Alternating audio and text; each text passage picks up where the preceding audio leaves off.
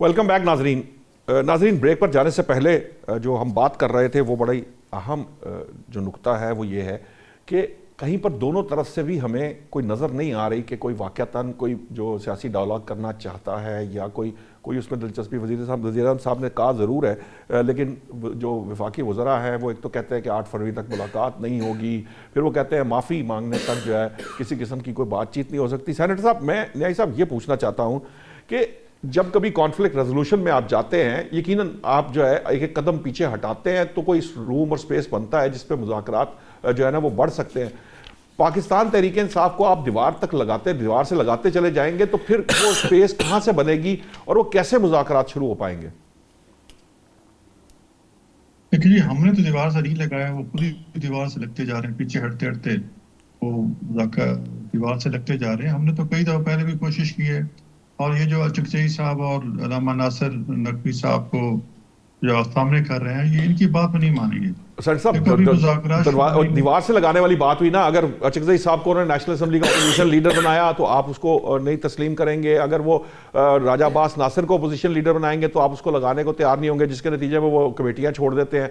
उन्होंने भी तो बहरहाल एक जो ना वो पॉलिटिक्स करनी है, सियासत करनी है। आप जानते हैं कि इस तरह से ये इंतजामी हथकंडों से या अदरवाइज किसी की सियासत तो ख़त्म नहीं की जा सकती। अगर ख़त्म हो जाती तो फिर नून लीग की भी ख़त्म हो सकती थी, पीपल्स पार्टी की भी ख़त्म हो सकती थी, तो पीटीआई की भी सियासत ख़त्म नहीं होगी। लेकिन ये जो आपने भी ये वक्त देखना है, फिर ये विशेष साइकिल है जिसपे हम फंसे हुए हैं। ये वक्त आना है, फिर मुस्तकबिल आ जाना है, एक वक्त आना है, फिर ये चेहरे बदल जाएंगे, वही के वही होंगे। जो आप कह रहे हैं वो कल कोई पीटीआई के सेनेटर साहब कह रहे होंगे, और जो पीटीआई के सेनेटर साहब कहते हैं वो कल आप कह रहे होंगे। ये तो हम देखते आ रहे हैं, सिर्फ चेहरे बदल रहे हैं, अल्फाज वही के वही हैं। ये कितनी देर तक ये इसी तरह ही मामला आगे बढ़ता रहेगा? कुछ आपको भी तो देखिए, आपने पीपल्स पार्टी के साथ चार्टर एडवोकेसी किया, कुछ सियासत के अंदर बेहतरी आई।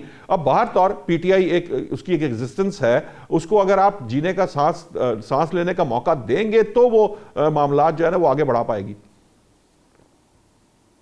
बिल्कुल, हम देखो, जब भी कोई सीरियस उनकी तरफ से मूवमेंट होगी तो हम जरूर उनको वेलकम करेंगे। दो चीजें हैं, सबसे बड़ी बात जो है ना, क्रेडिबिलिटी कि किसी चीज पे ये, अगर कोई चीज तय होती है तो उसमें ये खड़ा नहीं होती, हमेशा बैकआउट कर जाते हैं। माजी में यही, अभी महमूद चकजई को इन्होंने एक खान साहब खुद आई किसी के खान से, जो चकजई साहब जो है हमारे पे आप पे दूसरी पार्टियों से मुज़ाकरात करें। चकजई साहब पे ज़ाहिर पार्टी जे से मुलाकात की, फिर पीपल्स पार्टी से की, शायद फिर हमारे साथ भी की। तो अगले दिन मुरजू का बयान आगे कि खान साहब कह रहे हैं जो चकजई साहब जो मुज़ाकरात कर रहे हैं उससे हमारा कोई तल्लुक नहीं है, वो अपने तौर पे कर रहे हैं। तो ये क्रेडिबिलिटी है। अभी भी चकजई साहब और जो अल्लामा नासिर के जो नाम ले रहे हैं, इनके साथ में यही होगा। बल्कि आज एक हल्की सी झलक आपने देख भी ली कि अलीमा खान का बयान था कि हमने तो मुज़ाकरात की कोई बात ही नहीं की। तो इस किस्म के नॉन सीरियस एटीट्यूड है। तो ये हम तो नहीं दीवार से लगा रहे, खुद ही पीछे हटते जा रहे हैं, दीवार से लगते जा रहे हैं। तो उसमें हुकूमत को तो कोई कसूर नहीं। हम तो हर वो स्टेप उठाने के तैयार हैं जिससे सियासी इंतशार खत्म हो, ताकि मुल्क की जो पहिया तरक्की का पहिया है वो आगे चले। हमारी हुकूमत चाहे वफाकी है, चाहे सूबाई हुकूमत है, मरीम नवाज साहब हैं, वज़ीर शहबाज शरीफ है, वो पोस्ट कर रहे हैं, लेकिन उनके समराज जो हैं जिस तरह होने चाहिए उस तरह वो हासिल नहीं हो रही। वजह यह कि सियासी इंतशार है। अभी आज पीए की निजकारी हुई है, हम पिछले 1.5 साल से यही निजकारी कोशिश कर रहे हैं। अल्हम्दुलिल्लाह, अगर ये होता है तो सियासी इंतशार खत्म करने की बुनियादी जिम्मेदारी तो बहरहाल हुकूमत पे है ना, तो आपको उसको बहरहाल उन्हें टेबल में लाना पड़ेगा ना। जी, हम इसलिए तो मुज़ाकरात, बार बार मुज़ाकरात की बात करते हैं। हम कहते हैं मुज़ाकरात करते हैं। आज जब हम ये इनका एटीट्यूड की वजह से हम इनके एटीट्यूड की वजह से हम जब खामोश हो जाते हैं, फिर कहते हैं देखो जी हुकूमत का फायदा मुज़ाकरात करे। भाई, हम अब आज भी हमने इजाज़त दी है, सीरियस मुज़ाकरात की हमने दावत दी है। जो देखो 9 मई के वाक़यात पे हम तो, बल्कि पीपल्स पार्टी ने भी खान साहब को ये पैगाम भेजा था कि आप इसको डिसऑन करें, कि हमारा मेरा से कोई ताल्लुक नहीं है, क्योंकि लेकिन उन्होंने आप गुडविल जेस्चर भी दे सकते थे। सेनेट और कौमी असेंबली में अपोजिशन लीडर जो वो चाहते हैं उनको जो है वो वहां बना देते तो कोई मामला बढ़ सकता था आगे। देखो, एक तो ये मैं समझता हूँ कि पीटीआई की बदनीयत ही है। 100 से ज्यादा अरकान है उनके, और एक ऐसी पार्टी, ऐसे बंदे को नामजद करना जिसका माजी या जिसके माजी की तकारीर जाके देख लें असेंबली में, या जिसमें इवन कि मैं तो उनकी कई तकारीर ऐसी जो मैं तो रियासत मुखालिफ समझता हूँ। ابھی جو ایک وقت میں نواز شریف صاحب کے پہلو میں ہوتے تھے, آپ کو یاد ہوگا جب جی ٹی روڈ اور فیصلے ہو رہے تھے کہ جی ٹی روڈ سے جانا ہے یا موٹر وے سے جانا ہے, تو پہلو میں بیٹھ کر یہ باتیں ہو رہی ہوتی تھی نا. نہیں, یہ بات ہمارا 2018 سے پہلے کی بات کر رہے ہیں.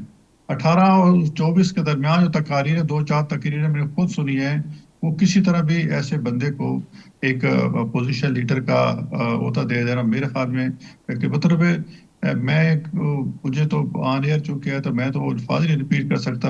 ہمارے سیکورٹی فورسز کو بدکار کہنا, اس قسم کی باتیں کرنا, یہ تو بالکل ایک غیر ذمہ دارانہ باتیں ہیں. تو اس قسم کی باتیں جو کرے, اب 120 ممبروں میں کیا ان کے پاس کوئی علی محمد خان ہے, سیاست کیسر ہے, اور تھوڑے بندے ہیں کہ یہ صرف کہتے ہیں کہ یہ سسٹم چلے ہی نہ. وہ کہتے ہیں کہ جی یہ حکومت چلے نہ, وہ اور تو ہر حکومت اپوزیشن کو کی خواہش اور اس کوشش ہوتی ہے کہ یہ سسٹم چلے ہی نہ. نون لیگ جب اپوزیشن میں تھی اس کی بھی کوشش تھی, یہ تحریک عدم اعتماد کی باتیں کرتی رہی, کوشش کرتی رہی. یہ تو ہر اپوزیشن کی کوشش ہوتی ہے. نہیں, جو جہاں ملکی معاملات کی بات آ جائے پھر تو کوئی انسان تھوڑا سا سوچتا ہے. اب وہ خان صاحب کیا مطلب آج تک دیکھ لیں کہ 1.5 سال کے اندر کوئی سیریس بات کی, ابھی مذاکرات کی انہوں نے وزیر اعظم نے کی مذاکرات کی بات, اور پھر کہا کہ جی سلمان اکرم راجہ نے کہ جی چکزئی اور ناصر صاحب کریں گے. آج احمد صاحب کا بیان آ گیا کہ جی ہم نے کوئی مذاکرات کی بات نہیں کی.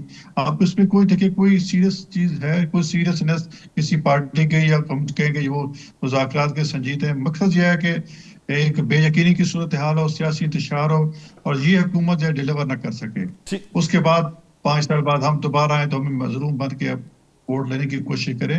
دیکھو ملک بھی تو کو اپنے سوچنا ہے نا جی, ہم نے صرف لڑائی تو نہیں کھیلنی, ملک کو بھی آگے لے جانا ہے. ٹھیک ہے, آپ کا پوائنٹ ہے کہ میں ذرا امجد صاحب کو, امجد صاحب یہ جو پی ٹی آئی کے اندر جو اس وقت سچویشن ہے اس کو آپ کیسے دیکھتے ہیں؟ کیونکہ اگرچہ کہ علیمہ خان صاحبہ کا سیاسی معاملہ کوئی نہیں ہے, وہ تو ان کو سیاسی پارٹی کا حصہ نہیں تسلیم کرتے, کام وہ یہی کرتی ہیں, لیکن یہ جو difference of opinion P T I کے within P T I ranks ہے اور جو وہاں دھڑے بندی ہے جس کی وجہ سے آپ کو یہ سمجھ نہیں آتی, یہ ایک اسٹریٹجی ہے کہ ایک طریقے سے وہ جو ہے اگر کوئی آگے بڑھنے کی کوشش کرتا ہے تو وہ اس کو ٹرن ڈاؤن کر دیتے ہیں, جس طرح بیرسٹر گور صاحب آپ کو چکزئی صاحب کے ساتھ نظر آتے ہیں, اسد کیسر ساتھ نظر آتے ہیں, کہنے کو بیرسٹر صاحب جو ہے یہ بھی وہاں پہنچ جاتے ہیں جو اپنے جنرل سیکرٹری ہیں, لیکن جو اندر معاملات ہیں وہ بالکل ڈیفرنٹ ہوتے ہیں. اندر سے ایک میسج آتا ہے اور وہ ساری جو ایفرٹ ہے وہ down the drain. Imran Khan صاحب نے خود کہا کہ جی چکزئی صاحب جس سے فیصلہ ان کو مینڈیٹ دے دیا ہے, یہ جس سے بات کرنا چاہیں کر لیں, تو ایک دم پھر اس کے اندر سے وہ ہٹ جاتے ہیں. کیا یہ پی ٹی آئی کیا چاہتی ہے؟ آپ کو کیا لگتا ہے کہ یہ کیا اسٹریٹجی ہے, کرنا کیا چاہتی ہے پی ٹی آئی؟ دیکھیے 2 چیزیں ہیں. پی ٹی آئی کی جو اندر کی سیاست کی آپ بات کریں, دیکھیے پی ٹی آئی کے اندر بہت سارے لوگ ایسے ہیں جو پاکستان سے, بلکہ میں کہوں گا کہ ساری پاکستان سے محبت کرتے ہیں, لیکن جب ان کو وہ آرڈر آتا ہے وہ ایک فالو کرنا آپ سمجھ لیں مجبوری ہو جاتی ہے. کچھ لوگ اس کو بڑے جذباتی انداز میں پھر فالو کرتے ہیں, چاہے وہ پاکستان کے خلاف جاتا ہے, کسی صوبے کے خلاف جاتا ہے, کسی جماعت کے خلاف جاتا ہے, تو وہ اس طرح کی حرکتیں بھی کرتے ہیں, اور یہی وجہ ہے کہ ان کو پھر خمیازہ بھگتنا پڑتا ہے. اس کا سین وائس نہیں ہوتی سر, دیکھیں ہر جماعت کے اندر سین وائسز ہوتی ہیں نا, جو آرگیومنٹ کرتی ہیں, لیڈر سے بھی کرتی ہیں, اپنی ٹاپ جو قیادت ہے اس سے بھی کرتی ہیں. مطلب یہ بات تو ہم نے دیکھیں جب پارٹی کے جو ٹاپ لیڈرشپ ہے اس کی طرف سے یہ آئے کہ اگر کوئی مذاکرات کی بات کرتا ہے تو وہ ہم میں سے نہیں ہے, تو اس کا کیا کون کرے گا پھر اس طرح کی بات؟ پھر وہ ایک آپس میں اتفاق تو نہیں ہو سکتا, ایک لائن پہ نہیں چل سکتے سارے لوگ.